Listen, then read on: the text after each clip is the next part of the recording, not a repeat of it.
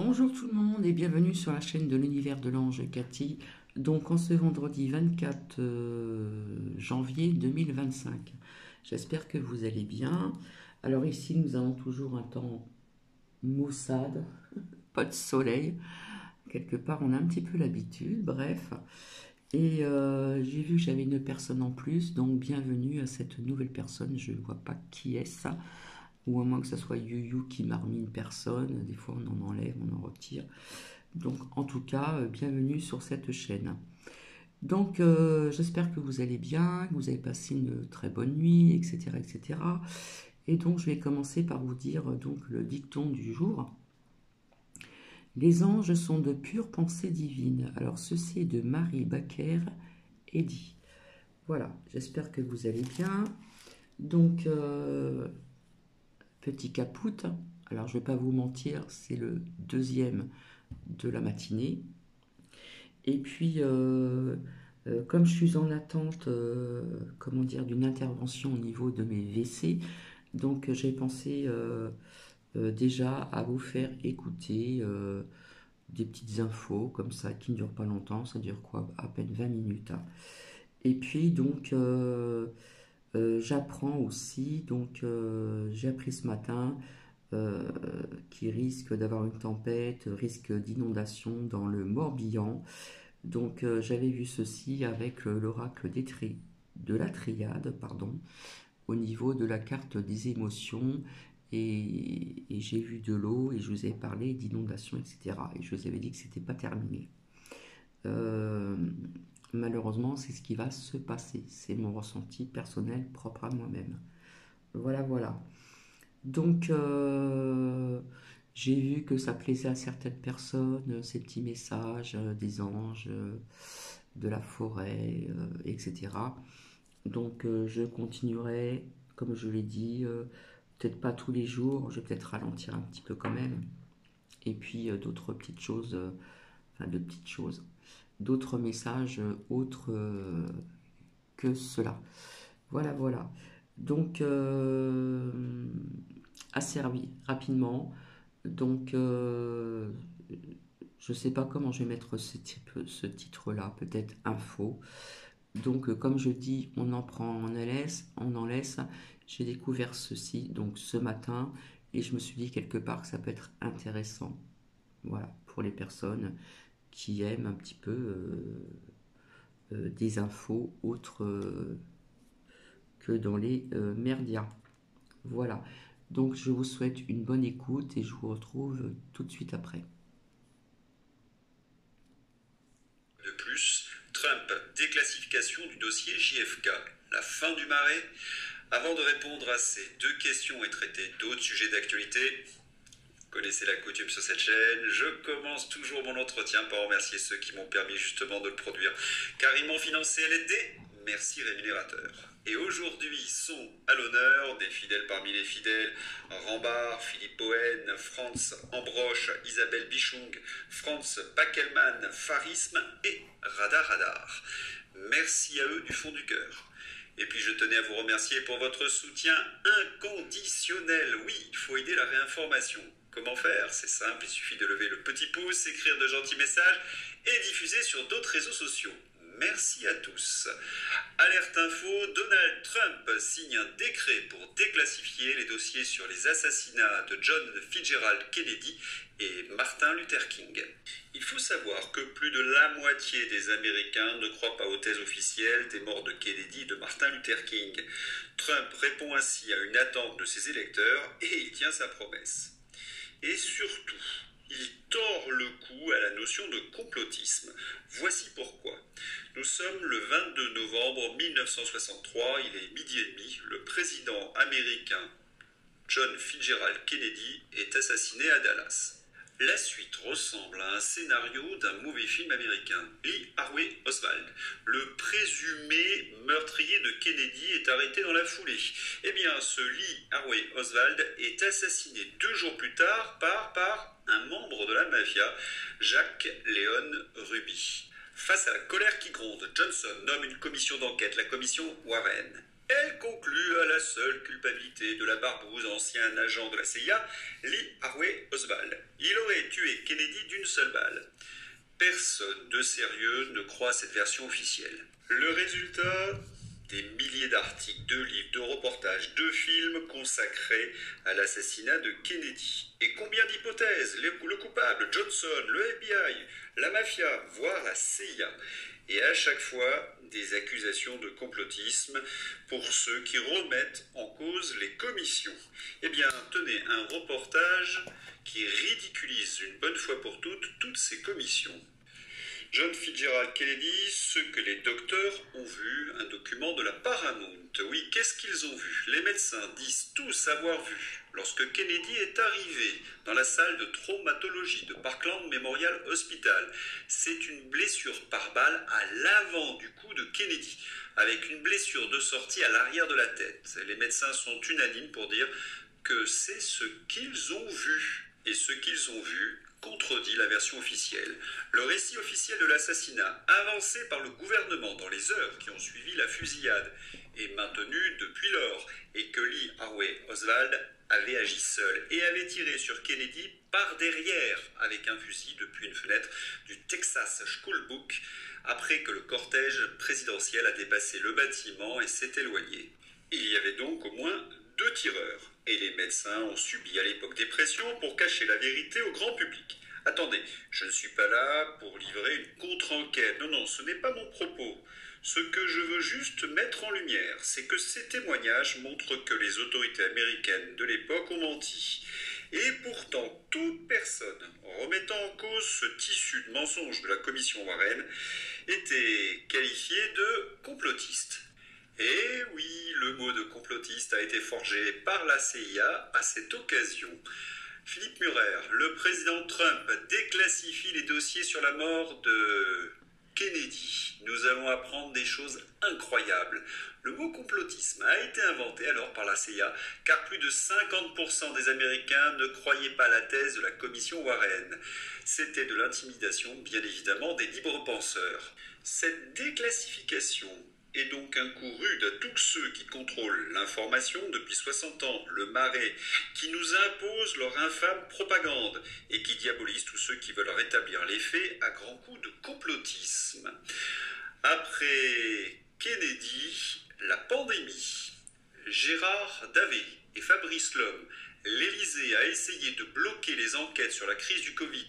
Le texte du président de l'Assemblée nationale, qu'il devait remettre au juge d'instruction, a été modifié par l'Élysée. Et c'est un fait extrêmement grave. L'Élysée a réécrit la réponse officielle du président de l'Assemblée nationale au juge d'instruction. Entrave à la justice et tromperie. Sur le principe, c'est une violation pure et simple de la séparation des pouvoirs et donc de la Constitution. Mais qui était ce président de l'Assemblée nationale au début de la pandémie ? Richard Ferrand et Emmanuel Macron voudraient le nommer au Conseil constitutionnel. Nommer Richard Ferrand au Conseil constitutionnel représente un pari osé. Si les conditions d'un rejet sont restrictives, un vote négatif de la Commission des lois de l'Assemblée nationale suffirait à entacher la légitimité de l'institution en pleine crise, et ce pendant 9 ans. Attendez, là, si on résume, vous avez le socialiste Richard Ferrand, qui n'a pas respecté la séparation des pouvoirs, qui s'est fait dicter sa réponse par le président de la République, qui a trompé la justice et qui a bafoué la Constitution.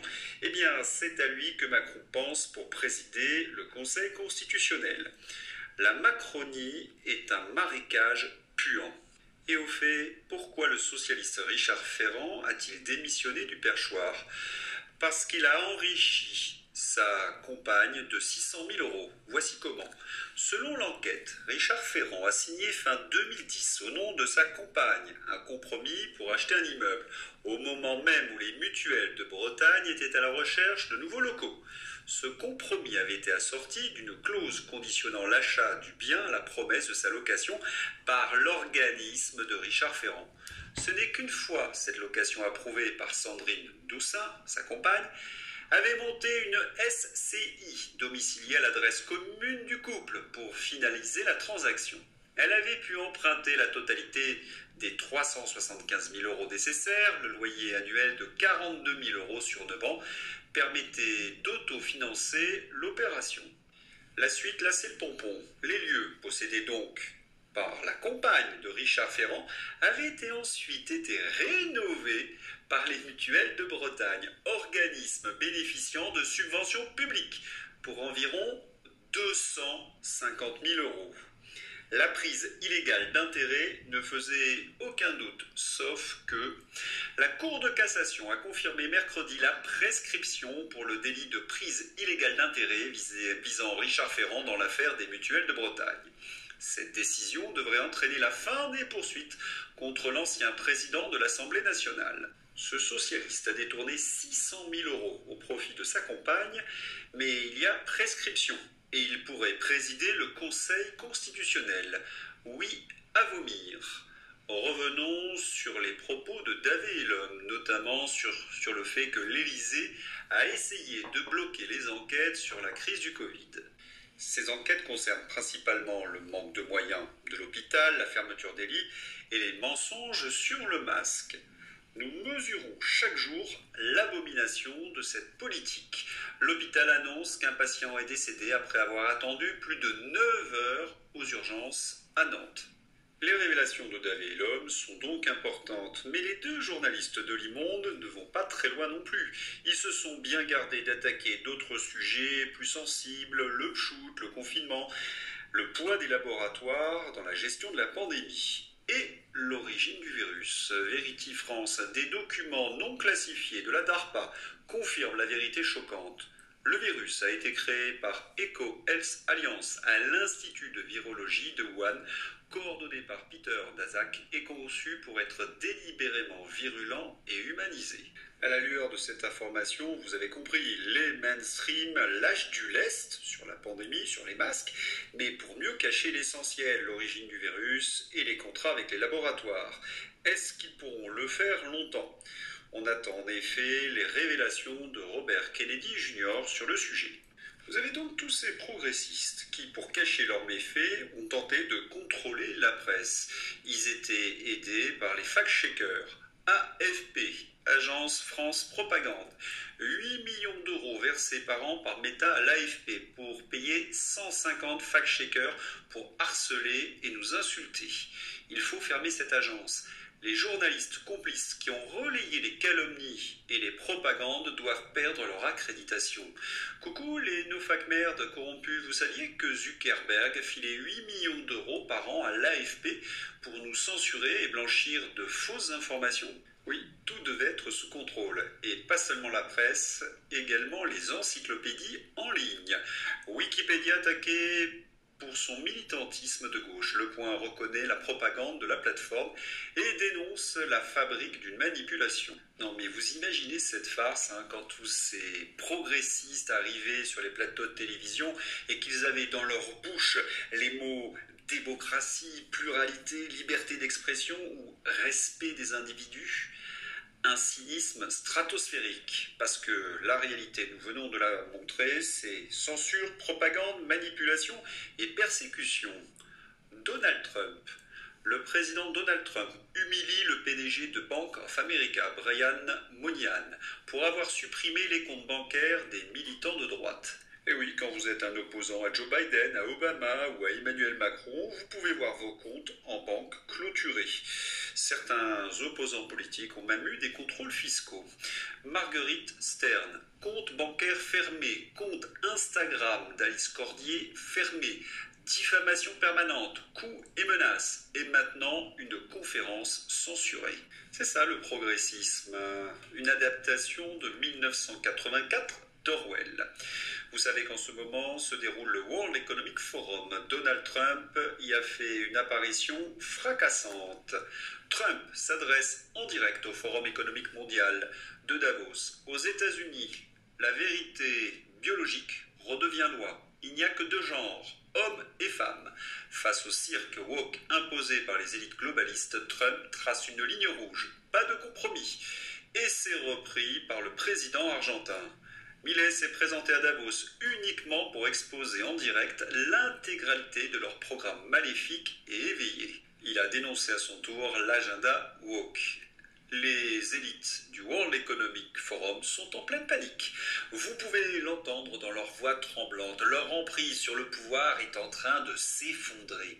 L'élection du président Donald Trump a provoqué une onde de choc dans leur passion mondialiste, ébranlant les fondements même de leur sinistre plan. Les gens se réveillent. Le récit qu'ils ont contrôlé pendant si longtemps s'effondre. Leurs murmures de contrôle, de censure et de manipulation ne peuvent plus étouffer le rugissement de la liberté. Le retour de Trump a déclenché un mouvement mondial contre leur programme et ils savent que les jours de leur domination incontrôlée sont comptés.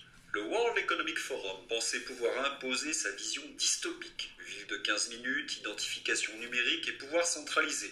Au monde sans résistance. Mais leurs plans ont été contrecarrés par un réveil mondial. Ils ont peur de perdre le contrôle et leur désespoir est inscrit sur leur visage. Cela répond à nos vœux. Mais ne crions pas victoire trop tôt. La France de Macron, vous le savez, est sous l'emprise de l'Union européenne, du World Economic Forum, ZFE, presse muselée et théorie du genre à l'école. L'agent mondialiste Elisabeth Borne essaie de passer en force sur ce dernier dossier. Une version modifiée du programme d'éducation sexuelle va être présentée par Elisabeth Borne. Obligatoire de la maternelle au lycée. Maternelle, lutte contre les stéréotypes entre filles et garçons, en plus de la découverte du corps et des notions d'intimité et de consentement. École primaire, découverte de la diversité des sentiments, prise de conscience que l'on peut aimer qui on veut. Collège, propagande sur le genre, sensibilisation sur les discriminations de sexe et d'orientation sexuelle, banalisation de l'avortement et de l'homosexualité. Lycée, théorie du genre, il sera expliqué aux élèves que le sexe peut ne pas correspondre à l'identité de genre. Découverte des personnes intersexes. Est-ce de l'éducation ou du conditionnement ? Le but n'est pas de savoir lire, écrire ou compter, mais d'avoir une éducation sexuelle. La gauche wokiste détruit tout ce qu'elle touche. Autre offensive des mondialistes, l'Europe comme refuge de tous ces affreux. Valérie Hayé, pas un mot sur l'Europe, pas un mot sur l'OTAN, pas un mot sur l'Ukraine. Donald Trump est le chantre du repli national et ses premières décisions inquiètent déjà. Alors le syndrome du petit frère, ça suffit. Trump est président des États-Unis. Il s'occupe des Américains et pas comme vous de la courbure des queues de vache en Patagonie occidentale. Votre Europe est une escroquerie politique, économique, démocratique. Elle est le biotope naturel de la corruption. Bien dit Didier Maisto. De Glu-Glu à Valérie Hayé, tous ces mondialistes sautent comme des cabris en disant Europe, Europe sur tous les plateaux de télévision. La voilà leur Europe. Philippe Murer. Alerte info. L'Union européenne veut scinder le marché de l'électricité en France selon les régions et veut un prix unique de l'électricité en Europe. Hausse des prix, prix différents selon les régions, contraire à la logique française. Désagrégation d'EDF et surtout vers un prix unique de l'électricité, le même en France qu'en Allemagne et fin de l'avantage nucléaire de la France en perspective. La décision finale reviendra à la Commission européenne. Autrefois, on aurait appelé ces politiques des traites. Oui, ils ont démantelé notre pays et l'ont ruiné. Mais toujours au nom de l'Europe. Comme le rappelait Didier Maisto, au nom de l'Europe et de la corruption. C'est de la folie. On a mis l'info sans savoir que c'était lié à Soros. Et bim, encore une fois, c'est lié à lui. Scandale à Bruxelles. La Commission européenne a financé des ONG environnementales pour faire pression sur les eurodéputés et les États membres en faveur du pacte vert. Les ONG en question sont liées à Soros. Et oui, tous les chemins européistes mènent à Soros. Et puisqu'on parle de corruption, vous vous rappelez de l'affaire Coalia ? 148 millions d'euros de subventions publiques. En 2022, elle a reçu 148 millions d'euros de subventions publiques. Depuis juin 2017, Coalia est dirigée par ce que certains appellent la bande à Borloo. Elle est présidée par Jean-François Carenco, ancien directeur de cabinet de Jean-Louis Borloo. Eh bien, corruption. Détournement de 12 millions d'euros chez Coalia, la femme de l'ex-directeur interpellée à son retour de Mauritanie. Cette femme de 37 ans est soupçonnée d'avoir bénéficié d'une partie des 12 millions d'euros que son mari est accusé d'avoir détourné de cette association d'aide aux migrants.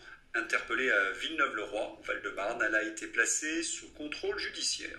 Victor Sinclair, de bon tweet français, a dit sur Toxin que si nos compatriotes avaient conscience de tout ce que je viens de vous dire.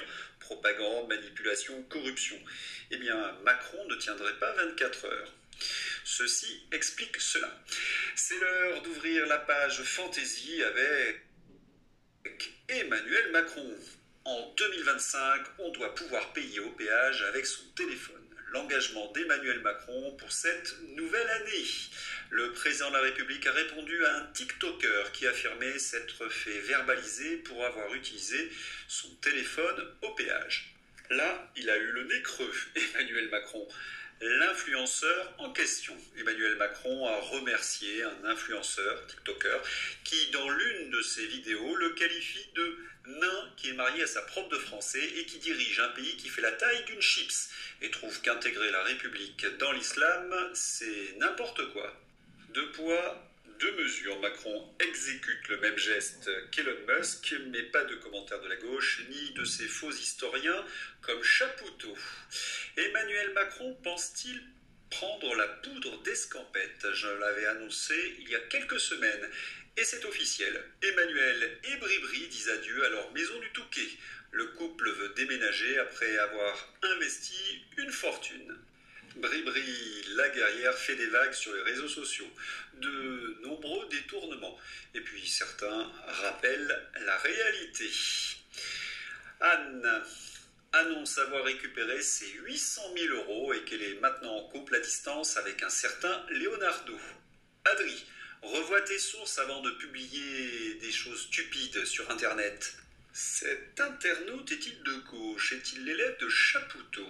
Flash, Marine Tondelier retourne sa veste verte et reste finalement sur X, révélant au passage qu'elle était rouge de l'intérieur. Jolie référence à la pastèque. On va se quitter sur une grosse déception. Marion Maréchal, je veux une coalition des droites. Est-il vraiment inenvisageable qu'on travaille avec Édouard Philippe ou une partie des macronistes de centre droit? Je pense qu'il y a des points de convergence. Qu'en pensez-vous? Moi, c'est hors de question. Avec Édouard Philippe, le boucher des Gilets jaunes, avec un tel bilan, avec tous ces européistes, les déconstructeurs de la France, c'est plus qu'une déception. J'espère que vous avez apprécié. Donc voici, vous avez le droit de mettre des commentaires, bien sûr, toujours dans la bienveillance, pour voir un petit peu ce que vous pensez de tout ça.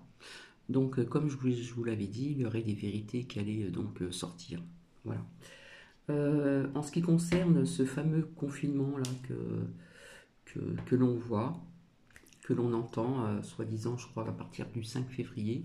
Donc j'ai hâte d'y être pour voir un petit peu s'il va y avoir des annonces très bientôt en ce qui concerne ce confinement. Je devais venir vers vous avec les oracles pour voir un petit peu ce qu'il va en être, mais je ne sais pas si j'aurai le temps de revenir rapidement.